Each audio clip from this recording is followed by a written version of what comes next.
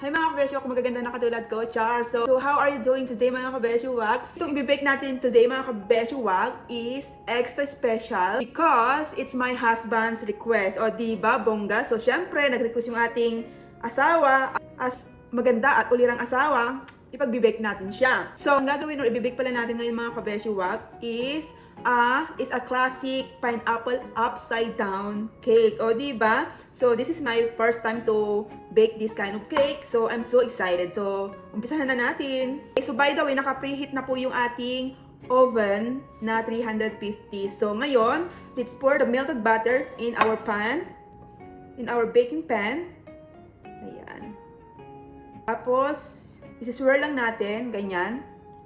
Just like that. Next, kailangan po natin ng brown sugar. Okay, so ilalagay lang natin dito. Oops. Dahan-dahan lang. Ayan. Oops. So, ganyan natin lang. So, next, we need pineapple slices. Tabi muna natin to. So, lalagyan natin yung paper towel natin dyan. Now, let's pat pineapple slices with paper towel to remove excess liquid. Ganon. So, ayan. So, ngayon naman mga kabesyo, i-arrange natin dito itong pineapple sa ating pan. Like that. Right? So, dapat lalagyan natin din sa gitna, kaya lang medyo malaki to. So, gagawa natin ng paraan. Ikakat natin siya. Tignan natin kung goodness. Oh, hindi siya makat. Natin ito ng paraan. I hope magkasya siya. Kasya natin siya. Alright. O, diba? Bongga. Yung gap ng ating pan, lalagyan natin. So, ang gagawin natin is, ikakat natin into half. Alright. So, ilalagay lang natin dito. So, okay, usually, cherries yung nilalagay nila dito. Pero, lalagyan ko siya ng raspberry. Pampakulay lang siya. So, ayan. Meron na siyang kulay. Hindi na siya boring tingnan. Okay mga kabeshi, okay na yung ating toppings. Nakaayos na dito sa ating baking pan. So, itatabi muna natin to. So, next, kailangan natin ng another bowl. Ayan. So, ilalagay natin itong ating all-purpose flour, baking powder, and then whisk lang natin, just like this. I'm super excited na mga kabeshi. Wow! Kayo rin ba? Charot! Okay, there you go. It's done. So, hindi na ako maglalagay ng asin dito kasi ang aking gagamitin na butter is salted. So, itabi muna natin to. Ang next na gagawin natin mga kabeshi is ibibit natin itong room temperature butter. So, let's put in. Okay. Gawin mga kabeshi, ilipat ko na lang itong ating butter sa mas malaking bowl kasi para hindi siya magkasikan. So, ibibit lang natin to.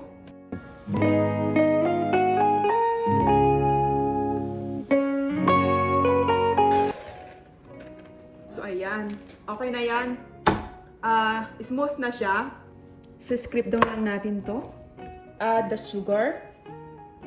So, ibibit natin ito mga kabeshi wag on medium speed until light and fluffy. Scrape lang natin. Scrape down.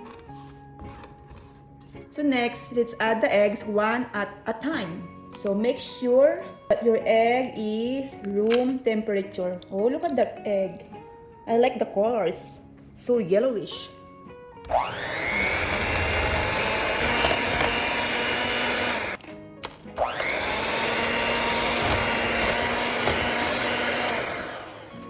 Let's scrape down just to make sure na mix sila evenly.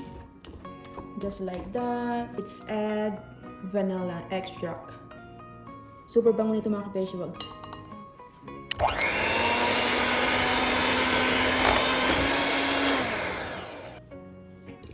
Scrape down natin. Tabi muna natin to. I-combine natin yung sour cream and the milk. Stir lang natin to. Okay. So this time, ilalagay na natin tong ating all-purpose flour. Ayan. So ito yung ating milk and sour cream. So kung wala kayong sour cream mga kabeshiwak, pwede kayong gumamit ng Greek yogurt. So just continue alternating between the two until the butter is combined. So don't overmix the butter para hindi maging dense yung ating cake.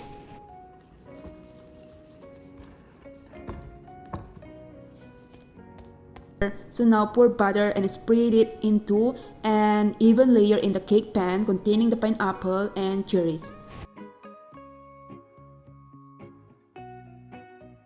So now mga kabeshiwak, place the pan on a rim baking sheet and bake at 350 Fahrenheit for 40 to 45 minutes. So ibibake lang natin ito mga kabeshiwak, mga at least 40 to 45 minutes or until a toothpick inserted comes out with a few moist crumbs. So kapag ganun yung nakita nyo sa inyong toothpick, is good to go na yun mga kabeshiwak. So standby muna kayo dyan. See you later, alligator. Finally done baking the pineapple upside down mga kabeshiwak. And I'm telling you mga kabeshiwak, the whole house smells like bakery. Ganun. Smells so good. The kitchen smells so warm and so sweet. Ganon. So, I'm so excited to try this. All we need to do is cool down at least 20 minutes. Dahil kung hindi, masisira yung ating cake kapag tinanggal natin agad-agad dito sa ating pan. So, dyan muna kayo. Smells so good. So, alright mga kabeshiwak, malamig na yung ating pineapple upside down cake. So, mainit pa pala. Mainit pa pala sa sweat. Pero feeling ko okay na to. So, ilalagay natin dito. Gaganyan natin. OMG. Paano ba? Oops!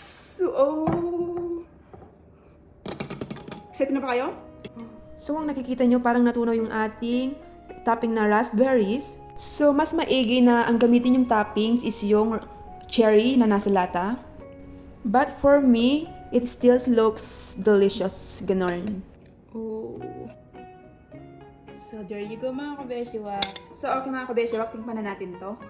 Tikman na natin to. Excited na kasi ako. Hindi na ako makapaghintay. Medyo mainit-init pa to. So, kain. Super bango niya mga kabeshi.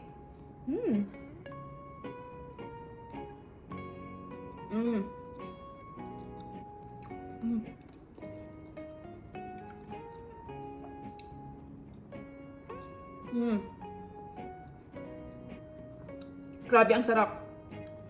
Super moist siya. Tapos, naglalaban yung tamis at asim.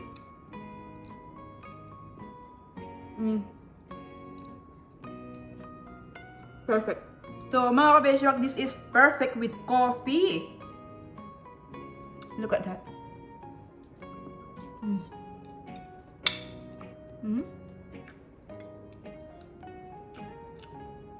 Nag-caramelize yung nilagay nating brown sugar. Tapos, yung ating pineapple. So, ang nilagay kong brown sugar pala dito is yung dark brown. Much better kung meron kayong light brown sugar.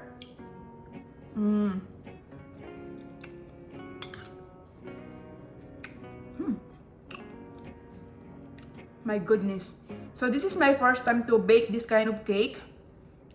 And for me, it turns so good. So alam niyo ba mga kabeshi na every bite is moist, soft.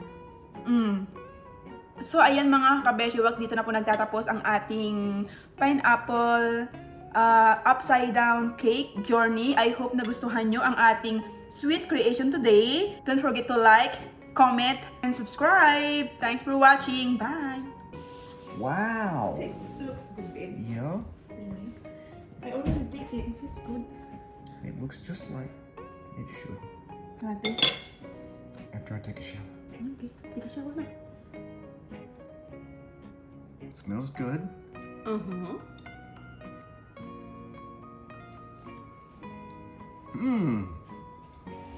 It's delicious. Wow. Man, it's moist, sweet, Mmm. It's delicious. Mmm. Now rated a 10. Mmm. I love it. Mmm. I'm Sarap.